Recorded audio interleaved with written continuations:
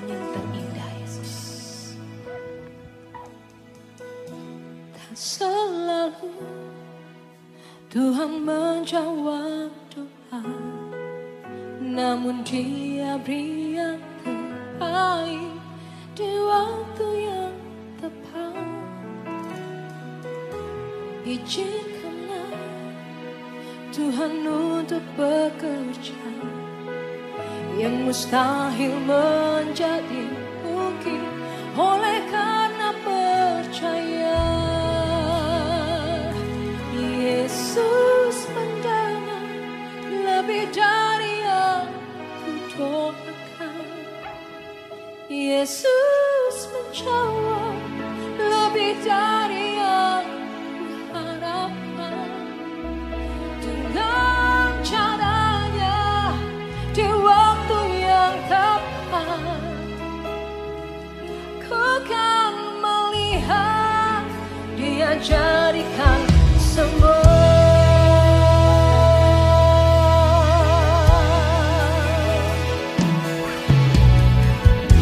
Dan selalu Tuhan menjawab doa, namun Dia beri yang terbaik di waktu yang tepat.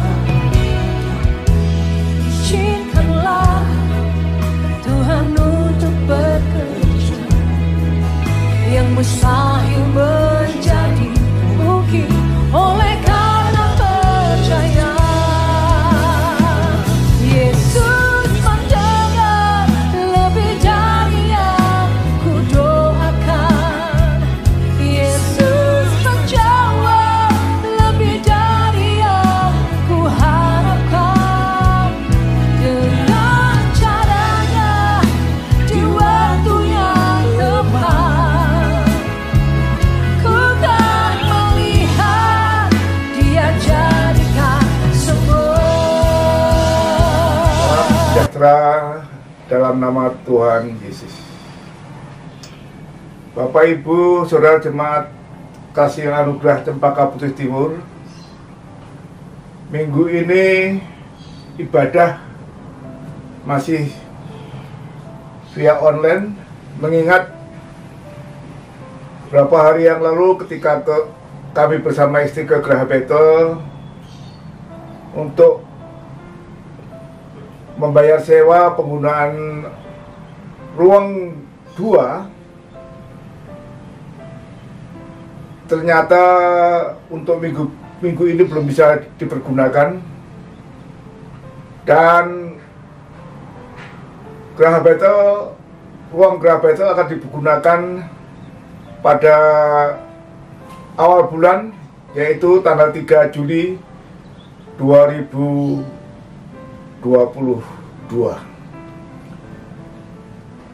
Firman Tuhan pada pagi hari ini diambil dari 1 Korintus 2 ayat 1 sampai 16. Saya akan membacakan 1 Korintus 2 ayat yang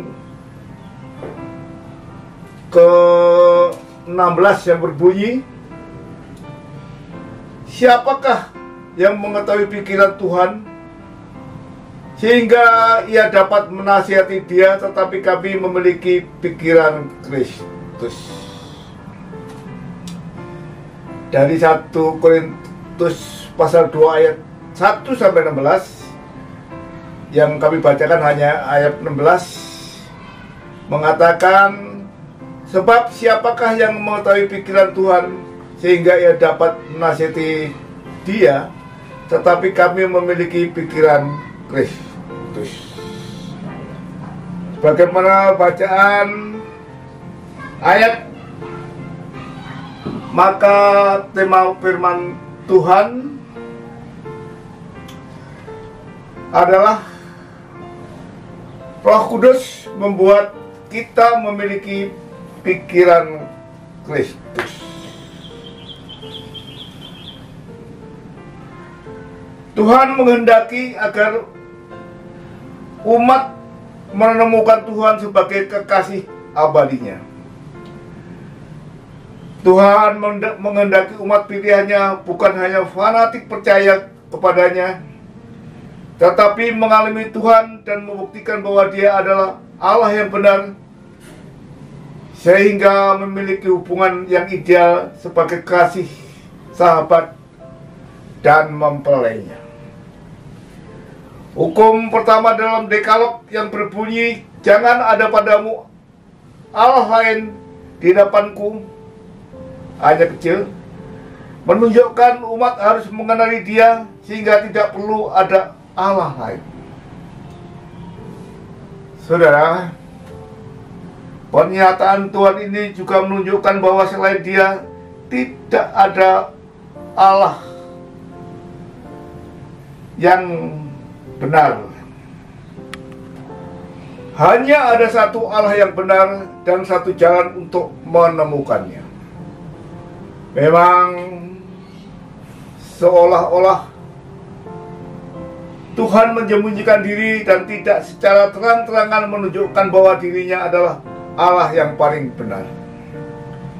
Ia membiarkan banyak orang mengalami berbagai spiritual yang makin memantapkan keyakinan mereka terhadap Allah mereka.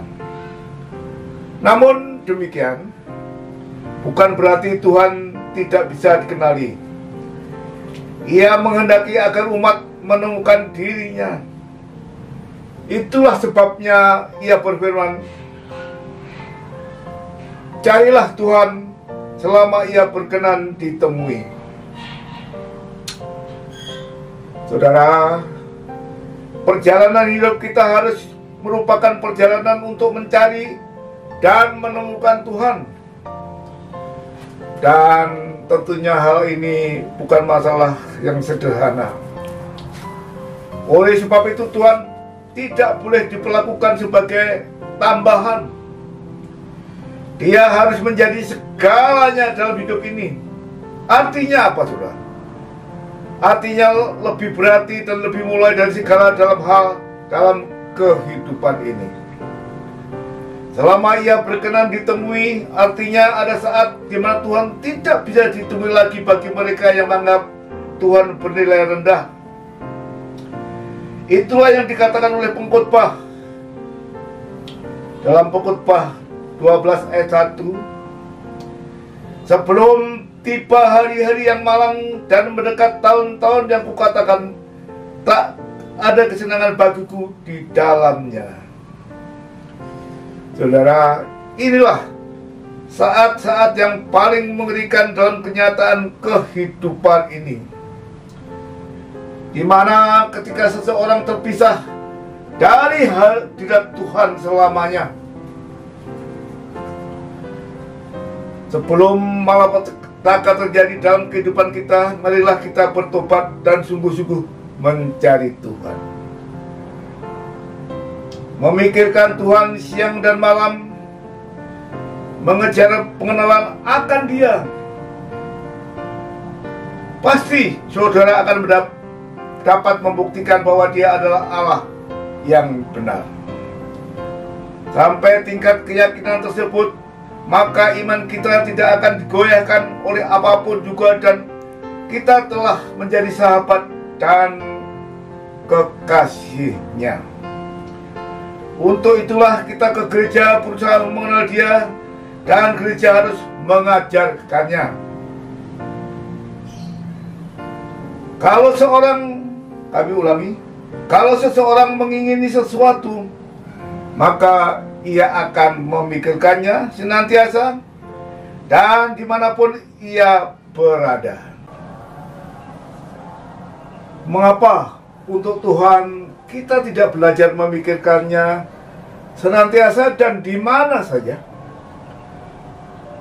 Pemazmur mengatakan, selain Engkau tidak ada yang kuingini di bumi. Saudara, sejatinya dengan disiplin kita harus berusaha memikirkannya sampai Tuhan menjadi lebih dari sebuah kebutuhan, artinya menyatu dengan hidup kita. Irama ini menjadi irama abadi yang tidak pernah hilang dari kehidupan kita. Sebagai akibatnya, seseorang akan berusaha hidup berkenan kepadanya. Setiap kali seseorang berbuat salah, jiwanya sangat terganggu. Ia akan melayani Tuhan dengan mengasihi sesama seperti yang Tuhan ajarkan dan memikirkan perkara yang di atas. Kolose pasal 3 ayat 1-3. Marilah pagi ini kita memikirkan Tuhan setiap saat dan di segala tempat, sampai hal menghayati kehadiran Tuhan merupakan irama yang otomatis berlangsung dalam kehidupan setiap saat. Saudara, hari ini melalui Roh Kudus membuat kita rindu memiliki pikiran Kristus. 1 Korintus 2 ayat 1-16. 10 hari setelah kenaikan Tuhan Yesus ke surga, Ia mengutus Roh Kudusnya untuk menjadi penolong dan penghibur bagi semua pengikutnya. Melalui pertolongan Roh Kudus, para pengikut Kristus dimampukan untuk mengenal kasih dan anugerah penyelamatan Allah dalam diri Yesus Kristus. Melalui Roh Kudus juga memberikan keberanian untuk bersaksi tentang Kristus. Hal ini telah dialami sendiri oleh para murid Yesus, yaitu ketika mereka menerima Roh Kudus yang dicurahkan ke atas mereka. Mereka mampu bersaksi tentang Yesus di dalam berbagai bahasa, bahkan bahasa-bahasa yang tidak mereka kenal sekalipun. Kisah Para Rasul 2 ayat 9-11. Hal ini adalah suatu peristiwa yang ajaib yang tidak dapat dijelaskan oleh pikiran manusia. Tentu saja pikiran manusia tidak sama dengan pikiran Allah. Bapak, Ibu, Saudara yang kami kasih dalam nama Tuhan Yesus, dalam bacaan ini dikatakan, siapakah yang mengetahui pikiran Tuhan sehingga ia dapat menasihati dia? 1 Korintus 2 ayat 16. Hal ini hendak menyatakan ketidakmampuan akal budi manusia untuk menyelami pikiran Allah. Namun kini hal itu sudah berubah. Apa yang tadinya tidak mungkin kini terjadi. Melalui pertolongan Roh Kudus, pikiran Allah yang tidak terjangkau itu kini dapat dimiliki juga oleh orang percaya.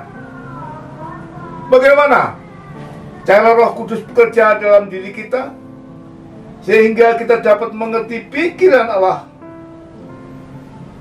Semua ini hanya dapat terjadi apabila kita mempercayakan diri sepenuhnya ke dalam pimpinannya. Dengan demikian, Roh Kudus dapat membimbing seluruh tingkah laku kita, tutur kata kita, agar sesuai dengan pikiran dan kehendak Allah. Saudara, surat yang ditulis oleh Rasul Paulus kepada jemaat di Korintus bertujuan untuk menguatkan iman jemaat di sana. Paulus mau meyakinkan mereka agar mereka tetap menggantungkan iman mereka kepada kekuatan Allah, bukan kepada hikmat manusia. Kata kunci materi yang dipakai Paulus dalam suratnya itu, dalam ayat 6, menunjuk pada kedewasaan iman. Inilah yang Paulus maksudkan dengan iman yang matang untuk dapat mengerti hikmat Allah. Dalam ayat yang ke-7, Paulus mengungkapkan rahasia kebenaran itu, yaitu bahwa Yesus Kristuslah yang sebenarnya ia beritakan. Dialah yang dimaksudkan Paulus sebagai hikmat Allah yang tersembunyi dan rahasia, yang sebelum dunia dijadikan telah disediakan Allah bagi kemuliaan kita. 1 Korintus 2 ayat yang ke-7. Yesus Kristus tidak dikenal oleh dunia. Hanya orang-orang yang mengasihi Allah saja yang diberikan kemampuan untuk mengenal dan menerima kebenaran ini. Kemampuan itulah iman yang senantiasa ditopang oleh kuasa Roh Kudus. Roh Kudus memampukan kita untuk memiliki pikiran Kristus. Kami ulangi. Roh Kudus memampukan kita untuk memiliki pikiran Kristus.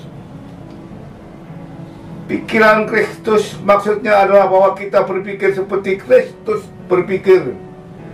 Di mana cara pikir kita adalah sama dengan cara pikir Kristus. Dengan kata lain, kita memandang segala hal dengan cara pandang Kristus. Dalam realitas kehidupan kita dewasa ini, kita dapat menyaksikan betapa bencana alam yang dahsyat serta musibah kecelakaan pesawat yang banyak menelan korban secara beruntun masih terlintas dalam pikiran kita akan peristiwa memilukan yang menimpa saudara kita beberapa tahun yang lalu di Aceh, Nias, Papua, Lombok, Palu, dan berbagai tempat lainnya. Bagaimana cara kita yang terbaik dalam memandang hal-hal ini? Tidak lain adalah dengan memakai cara pandang Kristus sendiri. Tuhan Yesus tidak pernah berpangku tangan terhadap penderitaan manusia. Ia selalu memberikan dirinya untuk membebaskan manusia dari penderitaan. Hal inilah yang harus kita ikuti. Kita mengulurkan tangan kasih kita untuk membantu mereka yang menderita sesuai dengan kemampuan kita masing-masing. Terhadap hal ini, firman Tuhan berkata, janganlah kita jemu-jemu berbuat baik, karena apabila sudah datang waktunya, kita akan menuai jika kita tidak menjadi lemah. Galatia 6 ayat 9. Tuhan Yesus juga mengindekkan dengan dirinya dengan mereka yang sangat membutuhkan pertolongan. Firman-Nya mengatakan, sesungguhnya segala sesuatu yang kamu lakukan untuk salah seorang dari saudaraku yang paling hina ini, kamu telah melakukan untuk aku. Matius 5 ayat 40. Ketika Tuhan sendiri telah mengindekkan dirinya dengan orang-orang yang menderita, sudah sepatutnya kita menanggapi hal ini dengan serius. Saudara, kita diajak untuk memiliki motivasi kasih Kristiani yang benar, yang mengasihi sesama manusia atas dasar kasih Kristus dengan tidak mengharapkan balasan. Itulah sebagian contoh dari bagaimana kita mempergunakan pikiran Kristus dalam memandang berbagai masalah dalam dunia ini.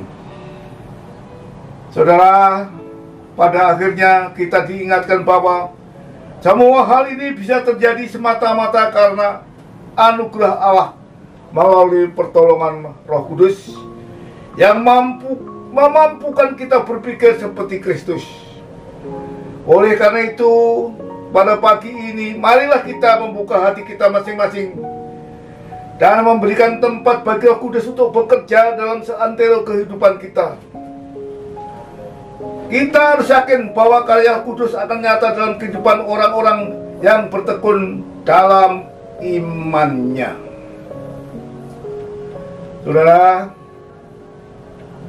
inilah yang firman Tuhan yang dapat kami sampaikan pagi ini, di mana dalam hari Pentakosta sebagai hari pencurahan Roh Kudus kepada manusia adalah momen yang paling tepat untuk mengingatkan kita kembali bahwa Roh Kudus yang dicurahkan itu memampukan kita semua untuk memandang semua hal di dalam pikiran Kristus, untuk kemudian berperilaku seperti Kristus. Tuhan Yesus memberkati. Amin. Mari kita berdoa. Allah Bapa yang Hamba panggil dalam nama Tuhan Yesus,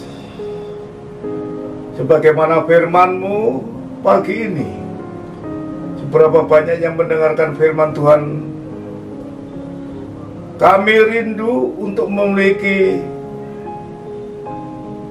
pikiran Kristus melalui tuntunan Roh Kudus. Terima kasih Tuhan atas firman-Mu pagi ini. Bapak, Ibu, Saudara yang kami kasih dalam nama Tuhan Yesus, pagi ini terimalah anugerah dan berkat daripada Allah Bapa, kasih sayang dari Tuhan Yesus Kristus dan dalam persekutuan Roh Kudus menyertai saudara sehari-hari sampai Maranatha. Tuhan Yesus memberkati. Amin.